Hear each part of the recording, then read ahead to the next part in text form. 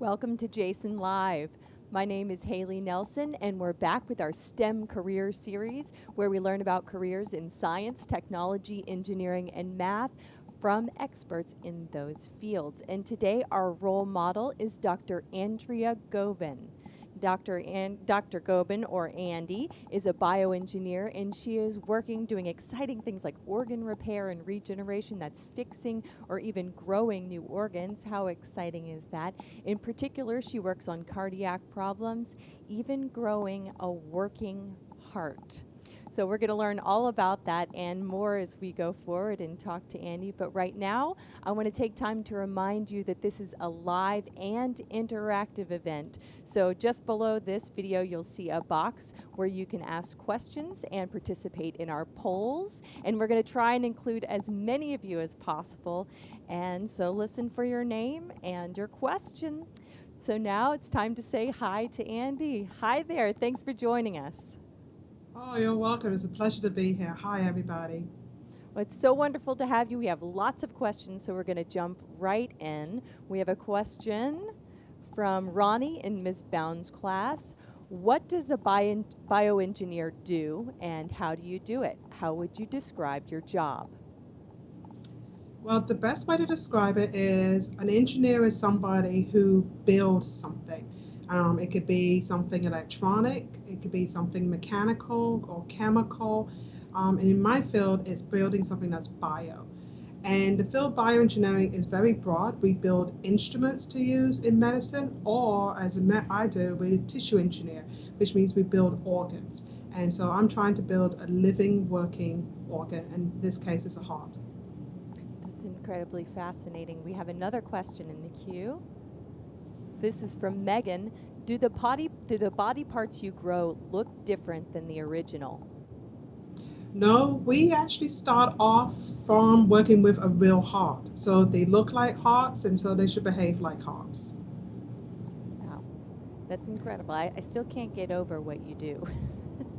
So can you describe a little bit how it works? Because we have a question from Makila that says, does the heart work like a normal heart? So the best way to describe it is if you look at the heart as an engine, it pumps blood. And the way it pumps blood is by having lots of little muscles communicating together and they squeeze. So what we do is we take a heart from, in our case, we look at pig hearts, which is what you're seeing an image of here, and we put it into a bioreactor, which is the image you're seeing now, and we inject human cells back into it. So everybody has stem cells within their body, and we take those stem cells and we put them back in the body and hopefully grow them into these hearts, and hopefully those muscles, those little muscles, will start to work together and actually start beating as one, like a normal human heart. That is so fascinating. Our next question comes from Sarai. What is the probability of the artificial heart being rejected if it's transplanted? So today, one of the biggest problems about organ transplantation is rejection. And there's a lot of work on trying to navigate around why we reject other people's organs. Our goal is to to stop that problem by taking a pig heart and put it in your own cells. And so if it's your own cells that are going back into this organ, you're actually essentially getting back your own heart. And so there should be no rejection. That makes a lot of sense. Let's see, we have a comment from Jacqueline. Would a 7-year-old who has a transplant need to get a new transplant when they grow up, or would the artificial heart grow with them? Wow. So in our case, the way to look at it is because it's a living heart, it means it will grow with you. So we work on hearts from pigs because they're the same size as an adult heart. But if we're looking at pediatric patients, we can take hearts from, say, something like a rabbit. And it's the same size and same functionality as that of a human heart. And so if we put the child's cells into it, then they should have a heart that's about the same size of what they need for that age. And then it should grow so that it can be useful as when they're an adult. Absolutely incredible. Our next question comes from Kate in Mrs. Bound's class. Have you ever held a heart that was grown? Every day. Every day. Every day. I get to play with hearts every day. We take hearts from rats to assess some of our studies. We take hearts from rabbits because we're looking at the pediatric portion. This is actually an image of a rat heart beating, and you can see it beats like a real heart should beat. But these are too small. They're very small. They're about the size of your thumb. A rabbit is very good for a pediatric patient, and then a pig is very good for a human adult size. And so we get to work with them every day. We look at these hearts, we handle these hearts. We have to learn all different skills to handle them, not just taking them out of the cadaver, but then implanting them into our bioreactors and putting cells in them. Well, I can only imagine how that feels.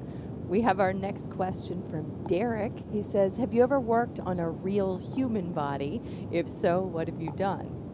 You got into that a little bit just now. Yeah. What's one of the exciting things is that if you think about organ transplant, the need for organ transplant is very, very low. Many, many people are just not donating their organs after death. One of the problems, though, is that when you do have a person who is willing to give up their organs, a lot of those organs are not appropriate to transplant to somebody else. Maybe they suffer from diabetes, or they smoked, or any of those other lifestyle things that made their organs unacceptable to give. What we can do is then take those human hearts and we can try and rebuild those so that they become transplantable. And so, yes, we get to work with human tissue. That's really amazing. Isabella asks, how is it possible to grow a heart in the lab? Ah, that's a big question. The idea is that when you remove cells from a heart, there is this protein left behind. And the images that you saw of the white hearts is the proteins that are left behind when there's no cells in them. There is lots of information within those types of tissues that we can use to put new cells back in and then hopefully train those new cells to behave like they should and then become a functioning organ.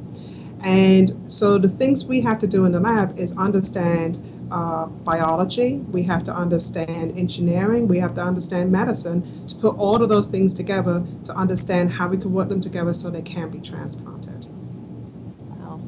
Well, we're going to go to another question from Jacqueline. Have you created any simpler organs first, or did you start with the heart? So we have worked with livers, kidneys, salivary glands, and pancreas. All of them have their own complications. Some organs are easier to regenerate. So, for example, a liver might be easier to regenerate because it itself can heal pretty well. A heart, unfortunately, once it is hurt, does not heal very well. And so our challenge is to take something that doesn't heal and rebuild it or regenerate it. The liver becomes a little bit easier, but it also has its own challenges, and that's some of the things that we're working on. What did it feel like when you saw a heart beat for the first time? Were you expecting that to happen? Oh, we're all jumping up and down and screaming. What was exciting about that is that when you worked on something for as long as we have, the work of decellularization actually took us many years. It wasn't something that happened overnight. And then the idea of putting cells back in it and hopefully that they beat as one was very exciting. It takes a lot of skills to understand the cells, and that's where the biology comes in. But the engineering of how to actually put in the electrical pathways, which is something that we don't necessarily think about in our heart. There's electrical activity in our heart. And so we had to make sure that we understood that part of it, and that's where the engineers came in. And then the biology, the medical people have to come in and actually help us train on how does a heart beat, what is the best parameters so that the heart is efficient in what it has to do. Well, I know I keep saying wow, but I got goosebumps even just watching the video, imagining that moment. We have another question. This is from Autumn Thompson and Nick and they ask, what is your typical day? What is it like? And what are your daily duties as a bioengineer? A typical day as a bioengineer is, as I always tell everybody, you check your email first. The reason why is there's a lot of good ideas that come out from people in the middle of the evenings or late at night, and they scramble them down and they send them to you. So you want to start your day with making sure you address all the new ideas that may come forward. Then we go in and anything that is living, meaning are we culturing cells? Do we have a organ in a bioreactor? Do we have a patch maybe we're trying to generate growing in the biohoods and in incubators? We check on all of those to make sure that they are all fine. We have to remember that cells are living. This is an image of a biohood where we do all of our sterile work in.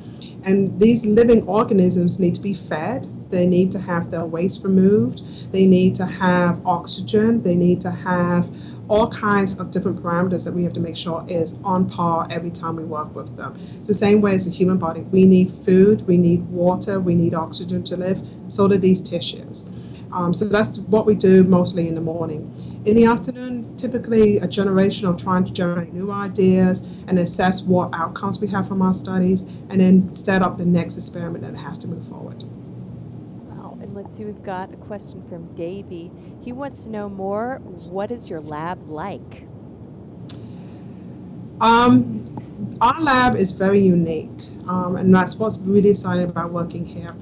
Our lab consists of MDs, and this is an image of the entire regenerative medicine research lab, so you can see it's a pretty large group. We have medical doctors, we have engineers, we have biologists, and when I say biologists, we have biochemists, molecular biologists, cell biologists, we have physiologists. We all have to really communicate with each other and really understand how those things work and how do we come together. And one of the biggest challenges is really about communication. An MD looks at a heart very differently than an engineer looks at a heart, who's very different than how a biologist looks at a heart. And we all have to talk and communicate with each other to make sure we accomplish our goals. It seems really collaborative. Here's a question from McCrae and Dawn in Ms. Bound's class. What kind of data do you use and collect? So let me give you an example of what we use from our bioreactors. Within our bioreactors, we are able to measure things like oxygen levels, temperature levels, pH levels. We're able to measure electrical activities, flows, and pressures. We generate all of that from different types of sensors, either connected to the bioreactor or connected directly to the heart, and then it's transmitted into a computer system. From there, we take that raw data and we put it into programs such as Excel or different types of statistical tools to help us understand what kind of data we have and can we monitor in real time what is going on. Imagine if you are lying down in a bed and you're nice and calm and a loud noise happens and you jump up. Your heart beats faster. We need to make sure that our hearts can react to those different types of changes. And so sometimes if we have just a change in the oxygen levels, we can have a huge impact on how our organs grow. Incredible. You have to put it through lots of different types of situations. We have another question coming in right now from Aries or Aries. What amount of difficulty and math is involved in replacing hearts? The question of math, everything. When you think about a heart, we think about how well does it pump blood. So we call those ejection fractions. So how much volume of blood is pumped out of a heart every time it squeezes. We also look at how quickly it pumps, and so we look at heart rates. We look at electrical conductivity. So if you were to look at the regular transform waveform of a heart, there's different peaks that we have to measure between to make sure that those all come together and coordinate so that you don't have what is called fibrillation, meaning one part of the heart is beating differently than the other part. So there's a lot of math involved in it, and everyone looks at it very differently, but we all don't necessarily stare at it as math. It's just, this is the math of a heart. Difficulty is a different story. One of the complications to always think about when you're growing an organ is what is involved in it.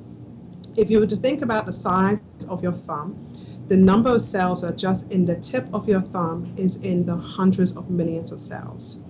When you're trying to grow an organ that is the size of your fist, it is going to be on the orders of hundreds of billions of cells. And so the difficulty is, how do you grow that many cells without having contamination from bacteria, virus, fungi? And that becomes a huge difficulty that we're trying to overcome. And we have another question from Christina. What if the heart fails? How many times do you test it? One of my fun things I ever did, and I love being an engineer because I always tell students that I work with, one of the fun things about being an engineer is you get to break things. And so you get to break things and then you get to put them back together and see how they work. And that's exciting for me. That's the fun part I love about engineering. And so within my first month of working on a heart, I blew one up. And when I mean blew it up, it blew like a balloon. And you learn very quickly how fragile the heart can be. And what's exciting about that is you just keep trying over and over and over again. And there are days where we have really exciting data, and then there's days when it's a little bit slower. That seemed like it was probably an exciting day. Oh, Let's yes. take another question. We have from Stephanie. How long does it take to make the heart? Ooh, I was just thinking that. Oh, that's a big question. Just to take the cells out of a heart, depending on the size, for a rat heart, it takes about 30 hours. For a rabbit heart, it takes about 45 hours. And for a pig heart, it takes about 60 to 70 hours just to remove the cells. To rebuild it, which is something we're working on now for the pig, it takes weeks. And it's because what you have to do is put the cells in, you have to give them a chance to learn what their new environment is, and then you have to teach them. Cells don't know what they're supposed to do unless you tell them how to do it.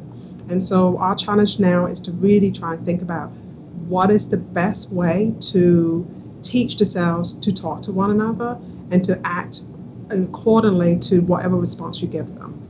And so it takes weeks. Wow. And I can only imagine the questions of differentiation among the cells. It's mind-blowing. There's a comment from Susan. Has anyone ever used your hearts or other organs? Currently, there's nothing that we have used. We do animal studies, and we have put one of our hearts with very few cells in it, not completely remade, into a cow model. And the reason why we choose a cow is because they have a heavy heart load, and so we wanted to make sure we stress that heart.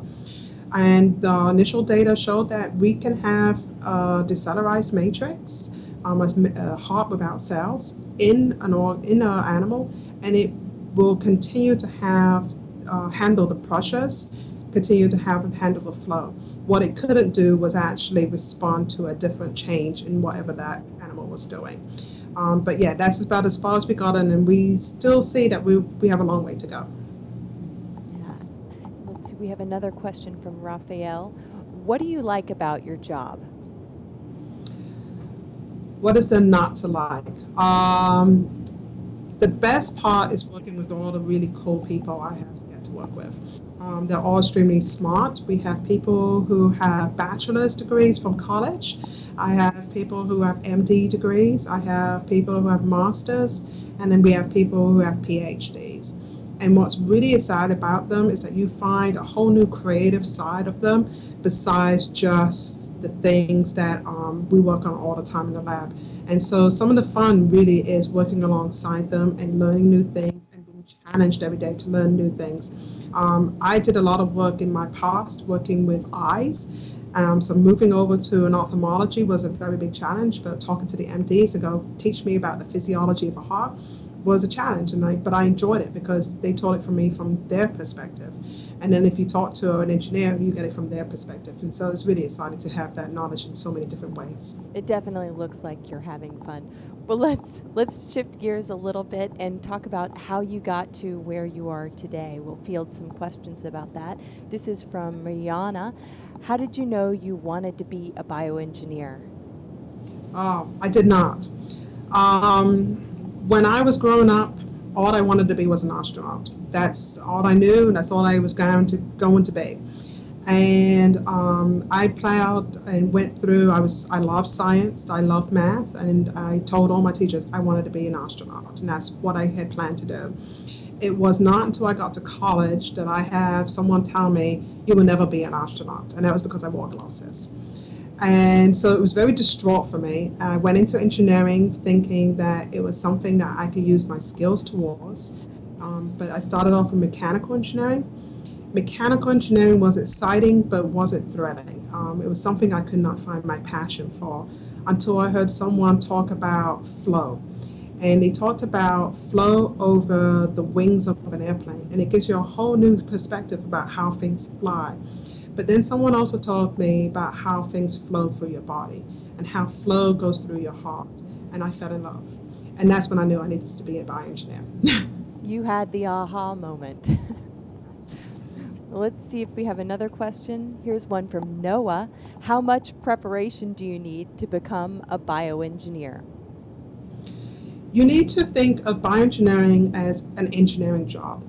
And so for high school and below, you need to know your sciences. You need to know your physics, your chemistry, and you need to know your math.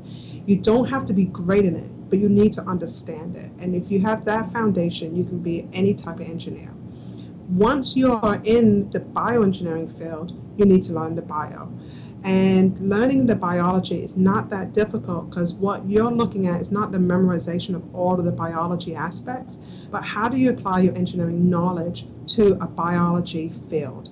And that's where the challenge comes in. People think of engineers as we can build pipes and we can build roads. Well, my pipes are blood vessels, my roads are extracellular matrix, and that's the only difference between me as a bioengineer versus that of a mechanical engineer, for example. Well, it certainly is a big difference. We have another question on the way from McCrae and Dawn in Ms. Bound's class. What kinds of bioengineer classes did you take, and what are they about? So when you first start off in bioengineering field, you're going to take all the same engineering courses that all engineers take. So you're going to learn about, for example, fluid flow. How do fluids flow in different types of bioreactors? How do fluids flow in different types of pressures and temperatures? There's classes like statics. How do buildings stand? How can you put a force on something and how does it bend or react to that force? So you'll take those same classes that every single engineer takes, either it be chemical or mechanical or electrical even. So you'll have those same things. When you get into higher level courses, what you learn about is the biology, and then how do you apply that knowledge that you learn in engineering to the biology. So you take a lot of anatomy classes, you take a lot of physiology courses, but then you also start applying what you've learned into those fields. In a breaking stuff class, right? Yes.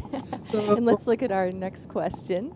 We have from Chris. How many years of school does it require? you can have a very productive career as a bioengineer with a bachelor's, which is only 4 years degree.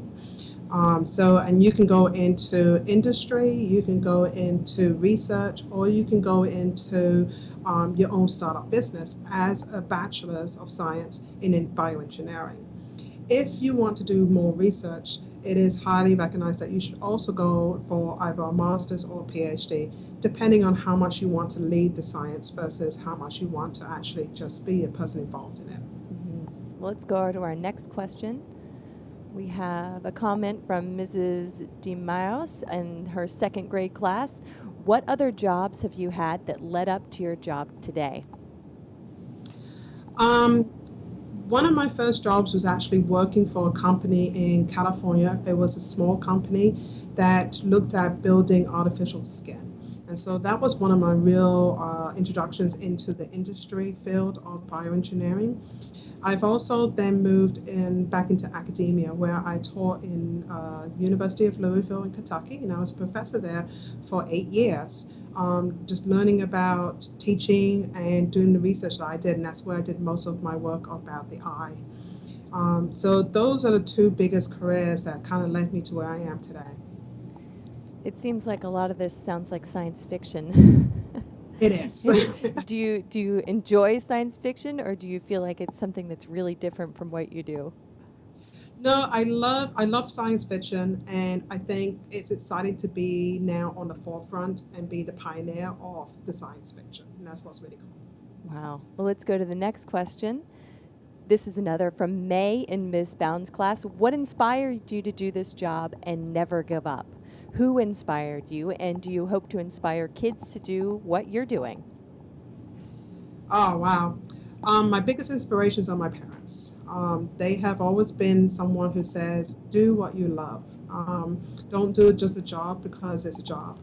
And I've always loved science. And from very, very little, I've always taken things apart and tried to put it back together. I wasn't always successful.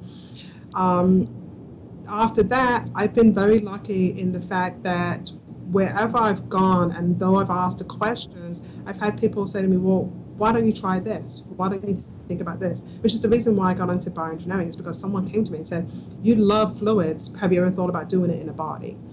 And so that's been really exciting for me, to inspire me to always go forward. I work with a lot of students in my current position, and what's exciting for me about that, and these students are anywhere from high school level all the way through undergraduate and graduate school. And what's exciting about that is that I get to interact at different levels and get to really see what their passions are about. They might like science, but they realize all of a sudden, okay, I'm not too happy about touching organs all the time, for example. Well, that would be good to know early on. Well, we're going to take a little break from asking Andi questions, and we're going to turn the tables a little bit here. Andi has 2 questions for you. This is our poll time, so feel free to put your answers to these in the box below. The question is, what is one of the biggest challenges of bioengineering? Did she say A, communication with other experts in other fields, B, math, C, finding problems to solve, or D, none of the above? When you decide on your answer, just go ahead and answer those polls, and we'll see what people are doing. A lot of these, it could be some of these. Communication, you mentioned that a little bit. You mentioned some math and finding problems to solve. Let's see. Let's look at the numbers coming in and see what most people are saying. See, we have 50% say communication and 50% say none of the above. Andi, what's the real answer? Communication. Communication. Is that just because people are speaking different scientific languages? Exactly. And the challenge is, when you work in a research field like ours, you need to have multiple views. And sometimes trying to understand a biologist, for example, is not as easy as you think it would be if you're not a biologist. So, for example, if I was to describe to you what a stem cell is, I could describe it in very layman terms to you for you to understand. But when a biologist is speaking to me, that is their natural language, and they won't bring it down unless you ask them to. So you really have to have the challenge to communicate well with each other and be not afraid to ask and say, I don't know what you're talking about, so please explain it differently. Well, let's go to your second question for everyone. This is a really interesting one. What job has Andi had? Was she A, roofing on barns, B, rebarbing roads over bridges, C, sweeping garage floors, or D, all of the above? Ooh, all these are good. All these are not science jobs, are they? Mm-hmm. So I wonder, and it's not a none of the above. It's definitely one of these. So we're imagining you doing all these things right now. I wonder what everyone thinks. Let's take a look at the numbers coming in. 50% say roofing, 50% say all of the, no, even more, 67%. It's shifted a little bit to all of the above. Whoa, even more. Oh, wow. All right, tell us the answer. I have had every single one of those jobs. That is So incredible. what you have to remember about trying to achieve your goals is that you always have to do the things you don't think you have to do to get there. And so sometimes it means doing the strange jobs. And the most fearful of those was roofing over a barn. I don't like heights. So to stand over a barn looking down at the cows while you're putting on a roof can be kind of scary, but you have to challenge yourself and really apply it, and then you'll make success. Okay, so in the past you were roofing on barns, looking down at cows, and we've talked about what you do now. What's in store for the future? Let's look at some questions from that. But in general, what are you planning on doing in the future?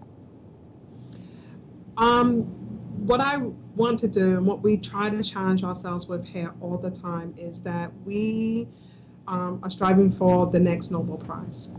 And I want to make sure that I'm up there on the stage with Dr. Taylor accepting the award, knowing that we have helped millions of people in the United States and around the world.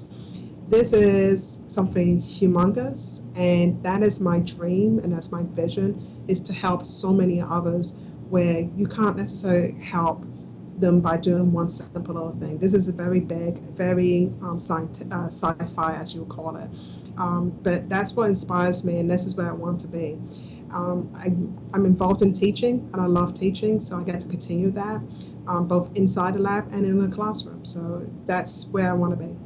Just thinking about the good this does makes me really emotional. Let's take another question. This is from Michelle. She says, what new technologies are emerging that are advancing your ways of working?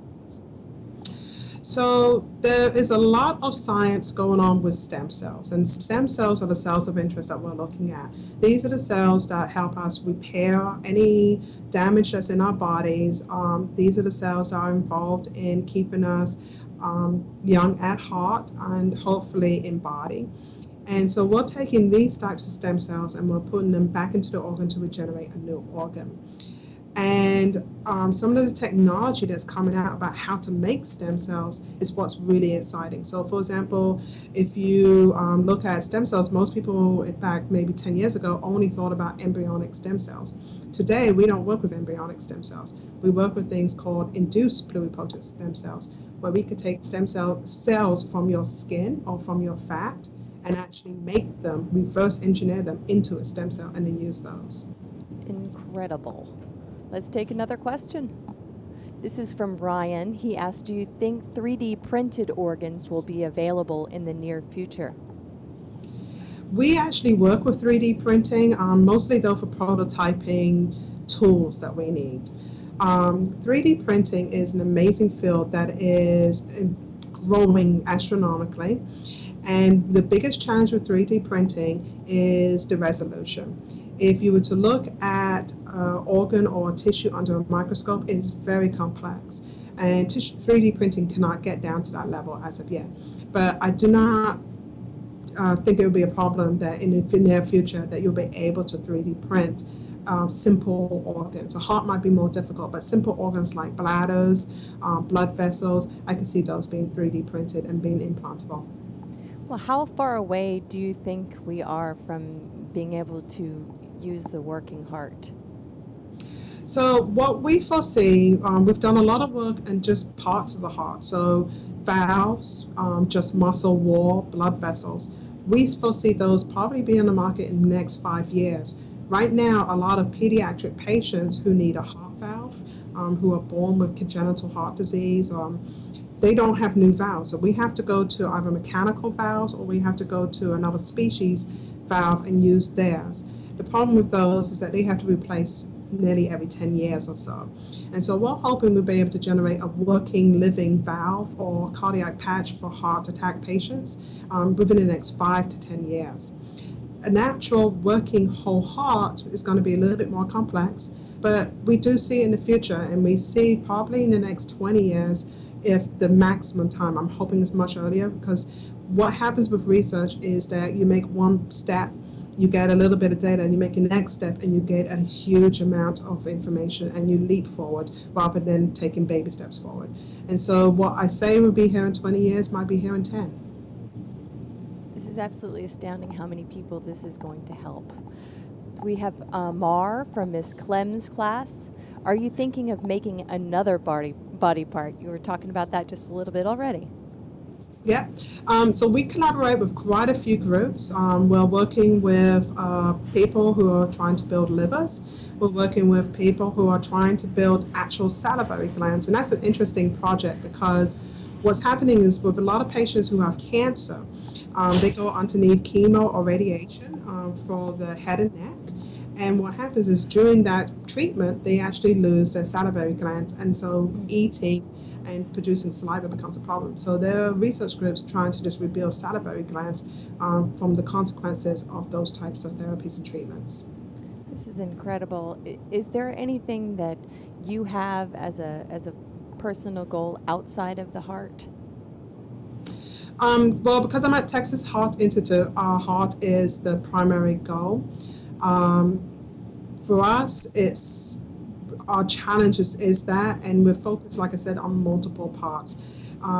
Personally, to me, I have a family history of cardiovascular diseases, and so I'm kind of personally attached to making sure we get the heart down. Wonderful. Fuels passion even more. Now, this is from Mrs. DeLeon's class. They ask, could a grown pancreas someday cure diabetes? Yes. We are starting collaborations with another group looking just at the pancreas.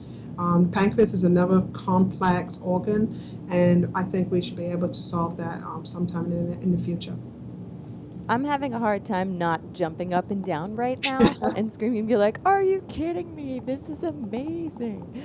Is there anything that you would say, what would you say to students out there who are thinking about this field and as a way of either encouragement or just something we wouldn't have thought to ask you? When you think about bioengineering in general, the best thing to really think about is what do you really want to help? What do you really want to build, and who do you want to help with it? And that's the field with all engineering. But in the bio, you're helping humans. In our case, we also have collaborations where we're trying to help animals. There's a lot of animals out there with both heart disease, diabetes, and treatments to cancer. So where do you want to help? And where do you want to really dive into the rest of your career? And it all comes down to finding your passion. If you find your passion, you'll be successful. Oh, how do you want to help? That's such a great question. Now, from Rebecca, she asks, what are the ethical issues you face in your job today? Or what ethical issues will the future hold as this research advances? Well, there's two of them that we foresee as being a big one. The first one is that we are taking a pig heart, and there are many folks who are either for religious reasons or ethical reasons will not accept a heart from a pig. And so we have to make sure we address that, and that's us trying to look at human tissue that's not acceptable. So I think we can get past that. The other one is truly educating people about what stem cells are. Like I said, we do not work with embryonic stem cells. We work with adult stem cells.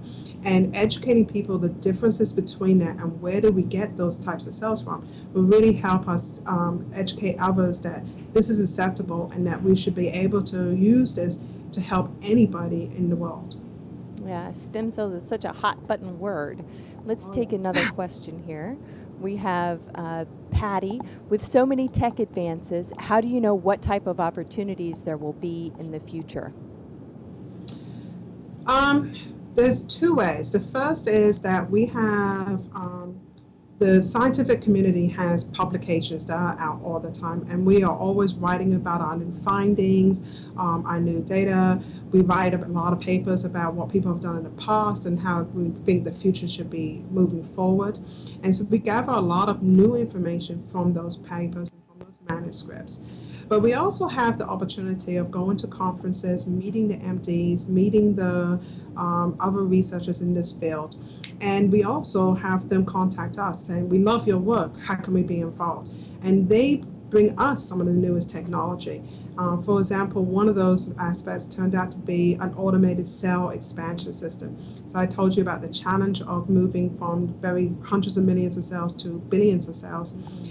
Doing that work requires many, many hours and many, many people. If we could automate it, we will really help. And we've had several people contact us saying, we have an automated system, how can we help? Wow. We have another question from Alfredo. He said, considering you're building organs, would it be possible to build a complete new body and perform a brain transplant?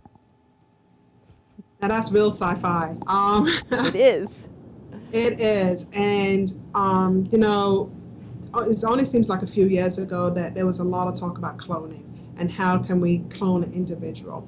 I think the knowledge from that is really, really in the distance. Can we build a whole new body?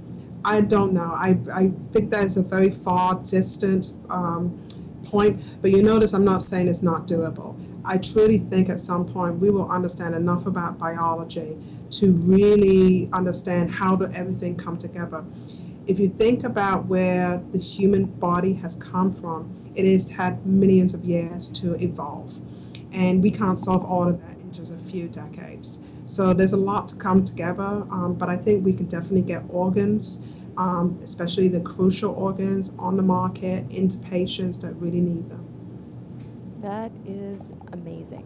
So we're wondering about what else is going on as far as the disparities between hearts. This is something I watched a video on and wondered what are the differences in genders? Is there different in our hearts? So we have discovered, and I will admit it was actually kind of as a side experiment that we realized after looking at our data. We have discovered that stem cells are different from different people, but in particular, stem cells from younger patients are much stronger cells than patients that are older. We've also noticed that cells that come from female tissue is much stronger than male tissue. So all of the studies that we do, we perform, we use female hearts, and we use, if we can, cells from female donors. So you're testing the strongest. Exactly. So if Amazing. you look at therapy, you want that person to have the strongest cells coming to them to help them regenerate and heal. Well, we have another question, and we're shifting gears a little bit to some more personal things. How do you balance your work with your everyday life? So I am a mom of two, and it's really about making sure that you have the right support people around you. I am not a native of Texas, if you cannot tell from my accent. And my family lives in New York City. So what I do to make sure that I have a strong family support. I have a strong friendly support as well. And then what we are at this job is very flexible. So there are many of us here with families, or if they don't have families, are outside activity. And we kind of give them the freedom, because this is a stressful job, to make sure that they can balance those appropriately. So it's really about finding the right support and having the right field around you to make sure that you are always a well-rounded person for them. Certainly have to keep that balance. Here's a new question. This is from Brendan. Do you ever get frustrated with your job? Often. And when I say that, it's because sometimes I've done several overnighters. It's amazing how I feel. I've been out of college for so many years, and I still have to spend the night here babysitting an experiment, only to wake up and to walk back into the lab first thing in the morning and find out we have bacterial contamination, for example. So there are frustrations. What the challenge is to then identify what the problem was and then try to find a new resolution to it. And science and research is just that. You always will have the ups and downs, and we ride very high on the ups and we get more challenged by the lows. Challenged. Definitely in that moment you feel challenged. This is a question from Cameron and Dakota from Miss Dugai's class. What's your favorite science fiction book? Oh, I read a lot of science fiction. I read a lot of fantasy. I'm into dragons. I love dragons. But I probably think one of my favorite all-time was Ender's Game. And the reason why was that book really talked about the mind of the youth and how it can really be the future, and how it takes you to be a strong person to go through all of the issues without necessarily having all of the knowledge to answer them. And you get to have a little space in there from your Oh, yeah. astronaut days. Let's see, here's a question from Elise. She asks, what's the coolest thing you've ever seen during a surgery? Oh, wow, that's a difficult question. So I've been to my fair share of animal surgeries, and I think one of my favorites is really being asked to be involved, not just standing by and watch. You learn so much more when your hands are actually inside. You learn what you think you can do on a bench top is not as plausible as you may think inside of a body. There's not as much space as you would think there should be. But one of the coolest things I think was when we hooked up one of our hearts to a cow heart, and then we let the blood start flowing, and you saw our heart pulsing with the same beat of the cow. And it was just because the blood pressure expanded our heart, and then as it left, it contracted.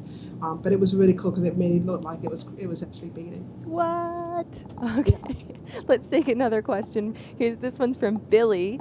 Do you have an extra heart for yourself?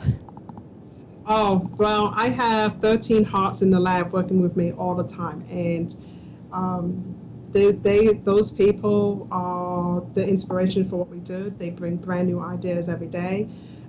We do some crazy things, and sometimes I tell everybody the crazy ideas is what's going to make us different, and what challenge us to be always the one on the leading edge. So those are my hearts right now. Right on the cutting edge. Let's take another question. This is from Ariana. What inspires and motivates you to accomplish everything you've done so far? I like a challenge. I love solving problems. I'm one of those folks, you put a jigsaw puzzle, I will not leave until it's completed. So I love solving those problems, and that's what's really motivated me to always try something new, get into new fields and try new things. My inspirations is my family. My oldest son, who's 5, goes to school and constantly talks about he wants to be a heart doctor like his mommy. So if that isn't not enough to me to keep going, I don't know what else can be. But it's just really trying to do that new sci-fi, cutting edge, pioneering stuff. That's fun. Well, we certainly have enjoyed talking to you. Unfortunately, we are out of time today. Just thank you so much for sharing your story. This has been so incredibly exciting. Thank you so much. You. Our next event for STEM role models is coming up on May 26th at 1 p.m. Eastern with Dr. Silma Fergus. And she is researching cardiovascular disease in minorities and heart disease in women. So hopefully you can join us for that. But until then, for Jason Learning, I'm Haley Nelson, and we'll see you next time on Jason Live. Bye-bye.